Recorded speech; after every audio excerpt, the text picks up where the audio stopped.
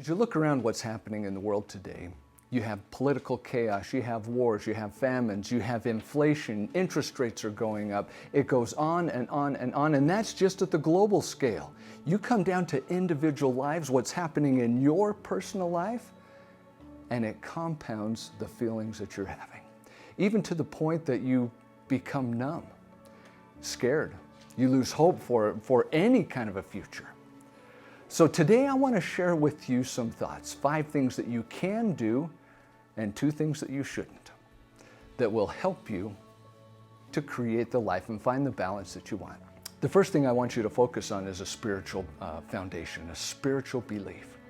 When you come to know that there's something bigger than yourself, a bigger cause, a bigger purpose, more time than just today, when you see the eternities and where you fit in the eternities, it helps you to cope with the now, to be able to push through the stresses and the trials of the moment as you have faith and belief in a brighter future.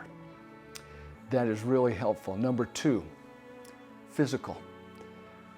It's important to take care of your physical being, what you eat and what you do.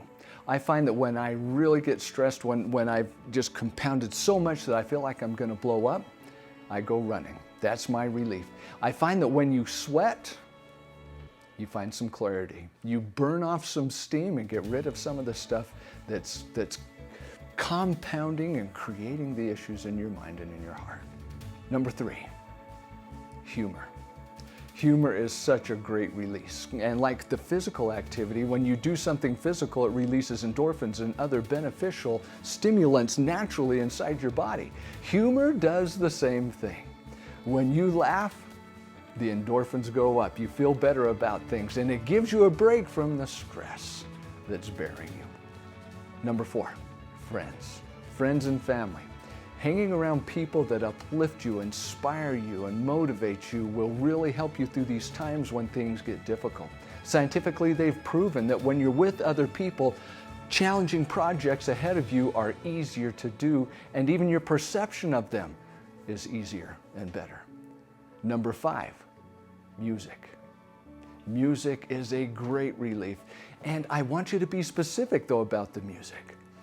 I find that when I get a little complex in my mind, a little stressed, I need to listen to some relaxing music, even music without words. Music without words actually allows your mind to debrief. It allows you to connect at a different level. It allows you to release. So find that beautiful music. My favorite happens to be some classical Baroque. And you go and study some of the techniques or some of the effects that it has, and you may find that it's something you want in your life as well. Now, 2 don'ts.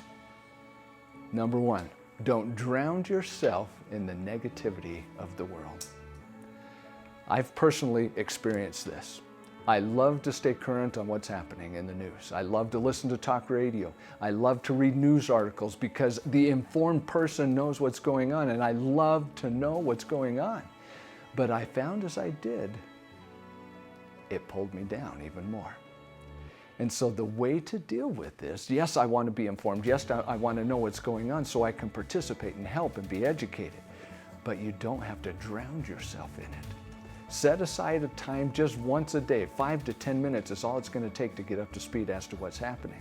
But you see, if you embrace or bury yourself or drown yourself in all that media, you start to become it. Just like the cucumber in a bottle of vinegar, it becomes a pickle. You can get the information you need in just a short period of time so that you're educated and know what's happening. But don't drown yourself in it. Number 2, don't get into alcohol and drugs as a relief from the pressures and stresses of the world. Doing so only masks the reality. We have to learn how to cope with the reality. And so avoid those things. Again, go back to the do's. Work on your spiritual life, your relationship with eternity, with that higher being, that bigger purpose. Become physically active. Watch what you eat, what you take into your body. Make sure that it's contributing to your health. Find opportunities to laugh. Humor is a great release. Associate with great people that inspire, uplift, and motivate you. And then surround yourself with great, inspiring music. You do these things and watch how you begin to cope at a whole new level. A level that will bring you more joy and happiness, even in a world of turmoil. You're worth it. Choose to live higher, and we'll see you next week.